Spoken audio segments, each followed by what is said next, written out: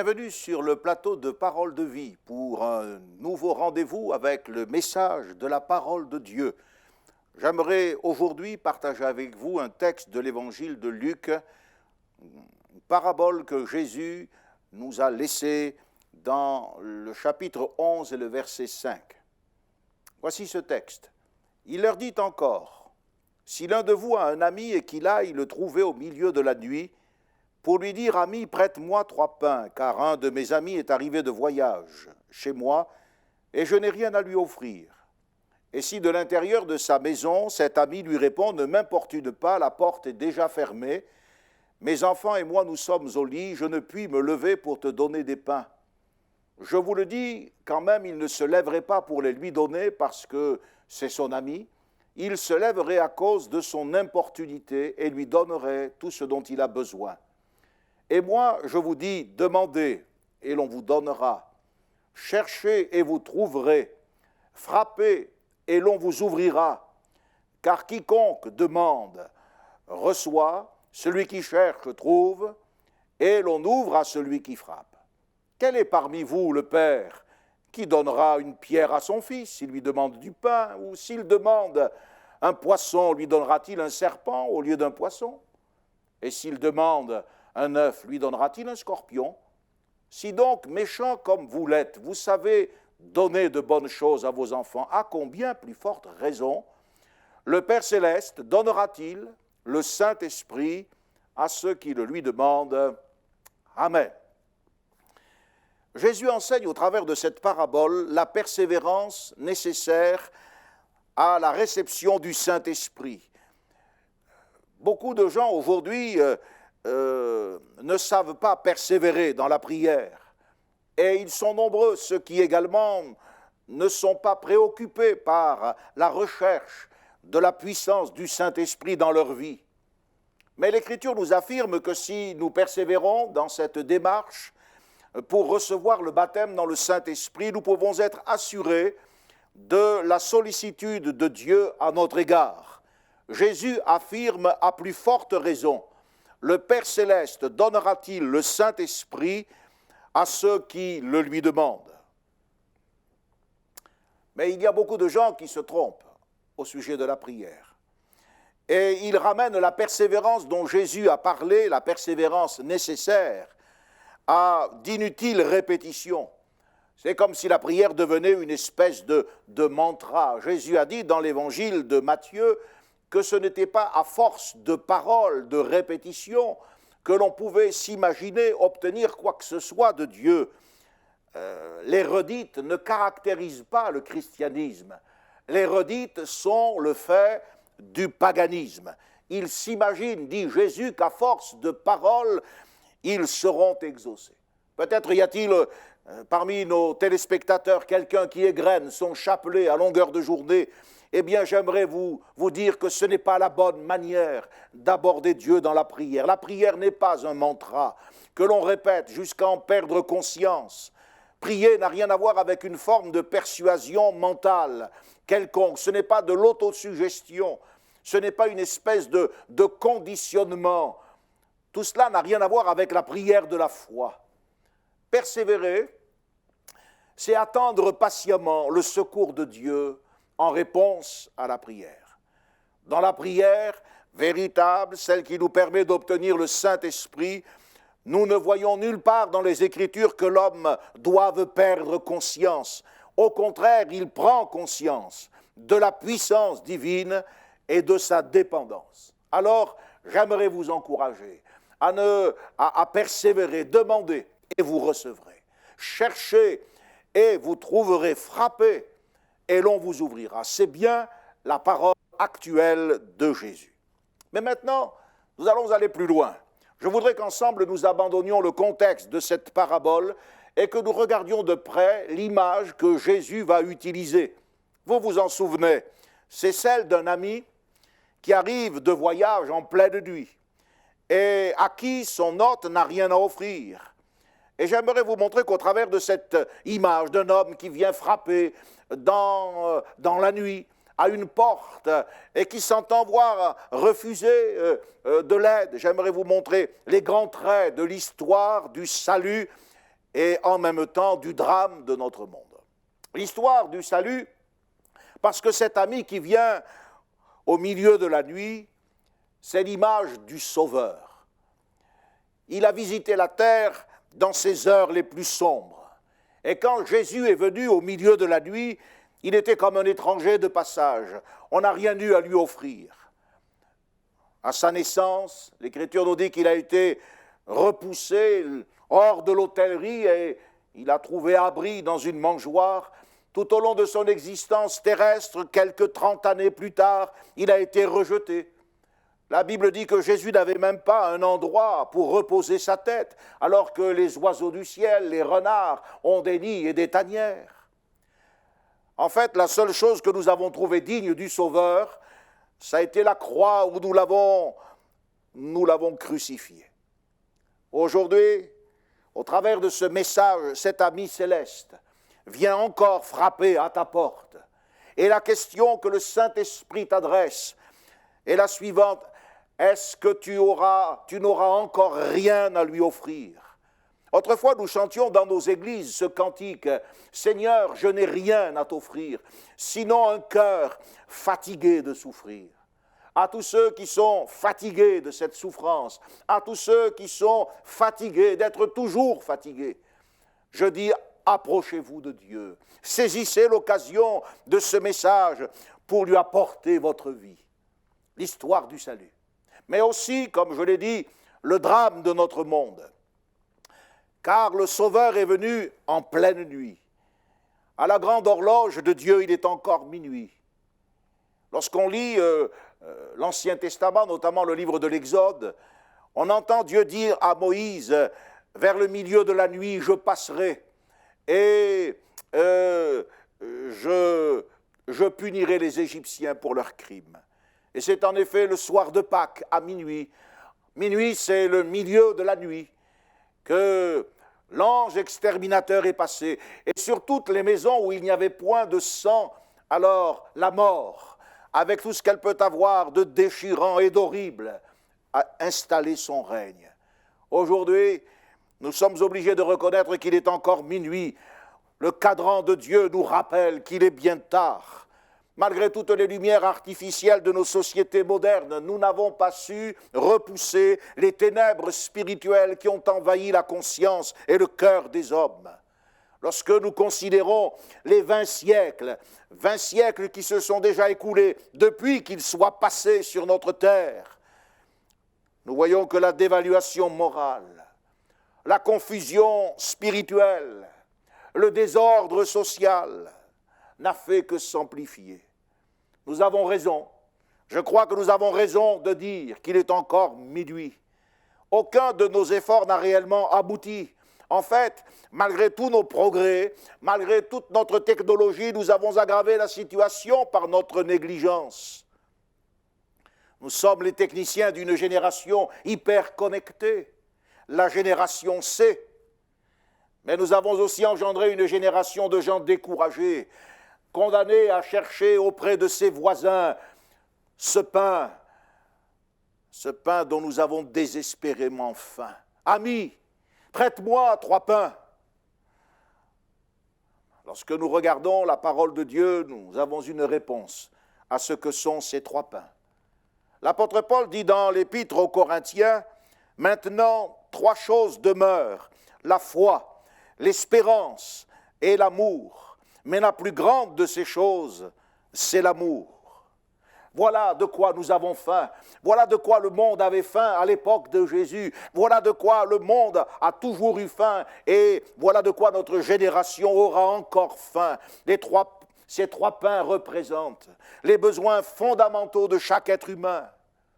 Les verbes aimer, les verbes croire et les verbes espérer font partie d'un vocabulaire qui nous fait honte, qui nous fait rougir, parce qu'ils cristallisent, mieux que tous les autres, notre véritable échec.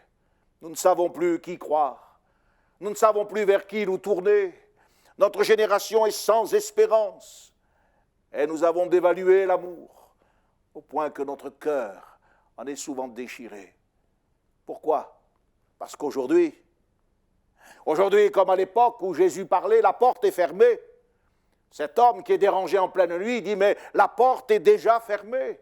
Mes enfants et moi, nous sommes couchés. Que de fois nous avons cherché et nous avons obtenu cette sinistre réponse. La porte est fermée, ne m'importune pas. Il y a un pain qui est inaccessible encore aux hommes, les amis de ce monde. Je nomme la philosophie, l'altruisme, la religion, la politique, le succès. Ils n'ont pas tenu leurs promesses. Tous ces amis nous ont fermé la porte au nez lorsque nous avons eu faim, lorsque nous avons été amenés au bout à désespérer, d'aimer, de croire et d'espérer. La science, tenez, prenez la science, avec ses progrès immenses, elle s'est réveillée. Dans le 19e, dans le 20e siècle, elle semblait décidée à nous venir en aide. Mais elle n'a pas pu faire que nous trouvions la réponse. Aujourd'hui, on sait faire naître un bébé dans une éprouvette, mais on ne sait pas faire naître une espérance vivante dans le cœur de l'homme. L'homme est encore condamné à errer seul avec son angoisse dans la nuit. Nous avons laissé passer, sans rien avoir à lui offrir, celui que la Bible appelle le pain vivant qui est descendu du ciel. Notre terre s'est petit à petit habituée à la souffrance, elle s'est habituée à la mort, elle s'est habituée aux multiples chagrins, à toute la gamme des sentiments de culpabilité, l'univers tout entier, la société européenne, la société africaine, en Asie. L'humanité souffre d'un véritable traumatisme et soupire après le pain de vie. Ce n'est pas une banale inquiétude qui remplit le cœur de l'homme, c'est un véritable découragement qui s'est emparé de l'humanité. J'en veux pour preuve les taux de suicide qui ne cessent d'augmenter. Franz Kafka, le célèbre écrivain, disait « Il y a quelque chose de cassé dans l'univers. De partout monte une plainte mystérieuse qui trahit l'amertume de la condition humaine. » Oui, nous avons tous soif de vivre. Oui, vous avez soif de vivre. Vous aimeriez mener une vie heureuse, réussie et comblée. Mais en quoi consiste cette vie? Et où la trouver? Voilà les questions que nous nous posons. Voilà les équations insolubles qui prouvent que nous sommes encore dans la nuit. C'est la dernière heure, disait l'apôtre Jean dans son épître. Petits enfants, c'est la dernière heure.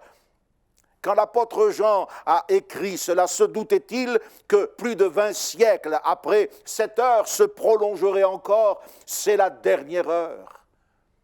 Minuit. Nos yeux doivent être fixés sur l'horloge de Dieu et pas sur nos petits cadrans solaires. La Bible dit que nos jours sont comptés et nous vivons comme si ils étaient innombrables. Ils ne sont pas innombrables, ils sont comptés. L'Évangile est éternel. Mais nous n'avons pas l'éternité pour le proclamer. Nous n'avons pas l'éternité non plus pour nous décider. C'est pour cela que, voyez-vous, le diable nous entraîne. Nous sommes préoccupés par des tas de choses ici-bas, mais nous devrions nous préoccuper dès le commencement par ce qui va compter à la fin. Or, c'est ce que nous négligeons le plus. Jésus sait très bien sur quelle pente l'humanité se trouve. Il sait que nous sommes condamnés à errer. Le monde n'a jamais eu autant besoin de sa compassion et de sa miséricorde. Et cependant, le monde rejette l'expression de sa compassion. L'expression de la compassion de Dieu, c'est la prédication de l'Évangile. Peut-être que vous êtes tentés d'éteindre ce poste et de ne plus entendre ce message, mais la compassion de Jésus vous parvient au travers de ce message. Il vous dit qu'il vous aime, qu'il vous cherche, qu'il est tard, et que vous avez frappé à tant de portes, mais ces portes sont restées fermées, alors que lui, il peut vous donner le véritable pain. Un jour, les apôtres qui étaient avec Jésus, depuis quelque temps déjà, ont fait une prière touchante. J'aimerais que ce soit la vôtre. Les apôtres ont dit au Seigneur, Seigneur, donne-nous toujours ce pain. Oui, Jésus est celui qui peut nous donner toujours ce pain. Il peut nous apporter ces trois éléments indispensables à notre bonheur. Il ne s'agit pas bien sûr du pain terrestre, du pain matériel. La Bible nous enseigne dès le livre de la Genèse qu'il y a une malédiction qui est attachée au pain terrestre, au pain d'ici-bas. C'est le livre de la Genèse qui nous dit « C'est à la sueur de ton front que tu mangeras ton pain ». Mais la même Bible nous enseigne qu'il y a une bénédiction spirituelle attachée au pain céleste. Car il est écrit « Celui qui mangera de ce pain vivra éternellement ». Alors, laissons les appétits, la faim terrestre, et regardons ces trois pains au travers d'exemples tirés de l'Écriture. Il y a trois choses qui demeurent, l'amour, il y a la foi et il y a l'espérance. D'abord parlons de l'amour, parce que c'est un sujet très actuel. Nous sommes d'ailleurs tous très friands de ce pain. Qui est-ce qui ne rêve pas d'aimer sincèrement? Et qui est-ce qui ne soupire pas après le fait d'être aimé en retour? Mais si nous parlons beaucoup de l'amour, il faut admettre que nous n'avons que des miettes. On a multiplié la gamme des plaisirs, mais le plaisir, ce n'est pas l'amour. L'homme a cimenté la société dans laquelle il vit avec une illusion, un ersatz du véritable amour. La preuve, ce sont ces milliers de foyers qui se fissurent, les millions de gens qui traînent un cœur brisé par l'infidélité, tous nos enfants à problème que l'on déplace d'institution en institution. Pourquoi? Parce qu'on n'a pas le pain dont ils ont faim. Et si on se mettait à parler de tous ces suicides, tous ces gens qui se donnent la mort comme si la mort pouvait être une solution au drame de leur vie. Je pense à cette femme de l'évangile de Jean, chapitre 4, la femme de Samarie. Quelle vie gâchée! Lorsque Jésus la rencontre au bord du puits, elle lui confesse « Je n'ai point de mari ». Jésus dit « Tu as eu raison de dire « Je n'ai point de mari » car tu as eu 5 maris et celui que tu as maintenant n'est pas ton mari. Pauvre femme. Oh, c'est facile de la juger, de lui jeter la pierre, mais j'aimerais regarder ce qu'il y a derrière cette expression réduite, cette femme réduite par le manque d'amour à ce stade. 5 maris.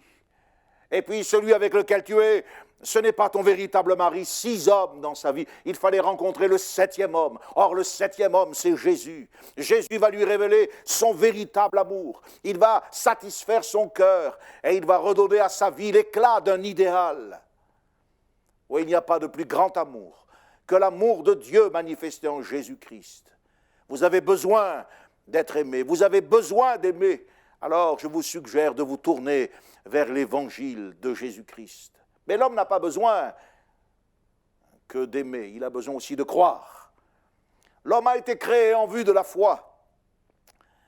Mais qui est-ce qui va nous donner ce pain aujourd'hui? Qui est-ce qui va nous apporter la nourriture dont nous avons besoin? Les églises, la plupart d'entre elles, ont complètement oublié ce que c'était que la foi. Les sacrements, les traditions ont endormi, ont enfoui la foi. Les sectes, les facultés de théologie. Écoutez ce que ce texte nous dit. Lorsque l'ami est venu frapper, prête-moi 3 pains. Il s'est entendu dire, les portes sont fermées. Eh bien, les églises, les sectes, les facultés de théologie, leurs portes sont fermées. Elles ne peuvent pas nous donner le pain. Alors vers qui se tourner? Qui croire d'abord? Quel prophète? Il y en a tellement. Que croire? Comment croire? L'homme qui a confondu l'amour avec le plaisir confond aussi la foi avec la croyance. Il ne manque pas aujourd'hui de gens qui ont une profession religieuse. Ils sont membres de telle église, font profession de telle foi. Ils peuvent appartenir à l'islam, au catholicisme. Ils font partie d'un monde évangélique. Ou bien ils appartiennent à des sectes, témoins de Jéhovah ou autres. Mais faire preuve de religion, appartenir à une église ou à une obédience, ce n'est pas faire preuve de foi. La foi, nous dit l'Écriture, vient de ce que l'on entend. Et ce que l'on entend vient de la parole de Jésus. C'est ainsi que si le discours de la religion ne contient pas la parole de Jésus, contredit la parole de Jésus, ce en quoi vous croyez n'est pas l'expression de la foi, c'est de la crédulité. Dans le livre des Actes des Apôtres, il est question d'un homme, un eunuque éthiopien, un homme remarquable, car c'était un ministre. Et cet homme intelligent, nous dit l'Écriture, il s'en revenait d'adorer à Jérusalem. Il était sur son char, il lisait le livre d'un prophète, mais le texte du livre des Actes des Apôtres, au chapitre 8, nous dit qu'il ne comprenait pas de qui le prophète parlait.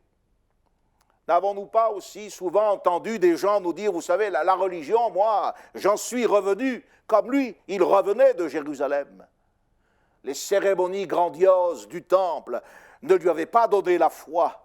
Les prières, eh bien, qu'il y avait dans le temple ne lui avaient pas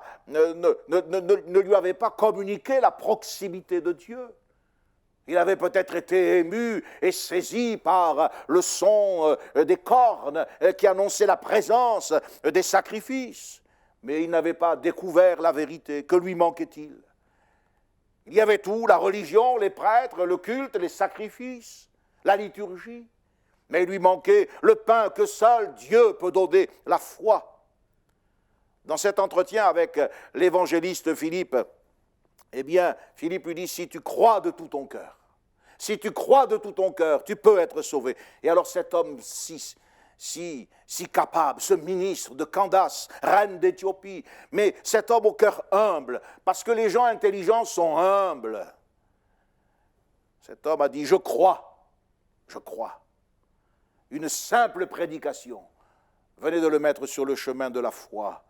J'aimerais que vous donniez toute votre attention à ce message, parce que ce simple message, cette simple émission, parole de vie, peut réellement vous mettre en communication avec le Dieu vivant et vrai, et vous pouvez alors posséder la foi. Oui, la foi vient de ce que l'on entend, elle vient de ce que vous entendez, elle vient de la parole de Jésus-Christ. Pour l'avoir possédée, cette foi, la Bible dit que des anciens ont obtenu un témoignage favorable. Et puis nous allons terminer avec l'espérance. L'espérance chrétienne, c'est la conséquence de la foi chrétienne. Espérer ne signifie pas, comme nous l'entendons trop souvent, supposer. Il a dit j'espère, ça veut dire j'imagine, je suppose.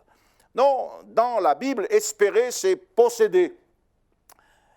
Il y a beaucoup de gens qui n'espèrent plus. Ils n'espèrent plus dans la vie et ils n'espèrent plus non plus dans l'au-delà. Il y a ces deux disciples, nous parle l'évangéliste Luc, ces deux disciples qui étaient à Jérusalem, ils avaient assisté à la mort de Jésus, et l'Écriture nous dit qu'ils repartaient chez eux dans un village nommé Emmaüs, les fameux pèlerins d'Emmaüs. Et alors que Jésus, qui est ressuscité, s'approche d'eux, mais ils ne pouvaient pas le reconnaître, leurs yeux étaient comme empêchés de voir cette réalité de la résurrection. Voilà qu'on les entend dire à ce personnage qui discute avec eux, nous espérions que ce serait lui qui délivrerait Israël. Mais voilà, ça fait 3 jours qu'il est mort. Ces hommes semblent être de ceux dont les rêves ont été détruits par l'illusion. Que de fausses espérances se sont envolées, que de fausses convictions se sont détruites. Avec Jésus, c'est différent. L'espérance que Jésus nous communique est une espérance vivante, parce que Jésus est ressuscité. Et alors que Jésus était en chemin avec eux, il leur a expliqué les Écritures, et il s'est passé un miracle. À un moment donné, leurs yeux se sont ouverts, et ils ont reconnu qu'ils étaient le Seigneur. J'aimerais vous dire, avec l'Évangile, vous ne conjuguerez pas le verbe espérer au passé, vous le mettrez au présent. Christ, c'est l'espoir du monde. Pour que vous cessiez de frapper à ces portes qui sont fermées, Jésus vous invite à frapper à sa porte. Sachez que si vous avez importuné les gens, vous n'importunerez jamais Jésus. Et même s'il est tard, il n'est pas encore trop tard. Jésus, le Fils de Dieu, a reçu des mains de son Père le châtiment qui nous procure la paix, qui nous donne la vie. C'est la preuve de son amour. C'est une raison de croire et d'espérer. Je vous invite aujourd'hui à accepter le Christ comme votre Sauveur. Et alors, vous vérifierez que la porte du ciel est encore ouverte. Que Dieu vous bénisse et que le Seigneur vous accorde sa grâce. Nous prions maintenant. Merci, parce que ta porte est toujours ouverte, Seigneur. Merci parce qu'aujourd'hui encore, nous pouvons espérer être rassasiés et tu peux nous communiquer ce pain de l'amour, de la foi et de l'espérance.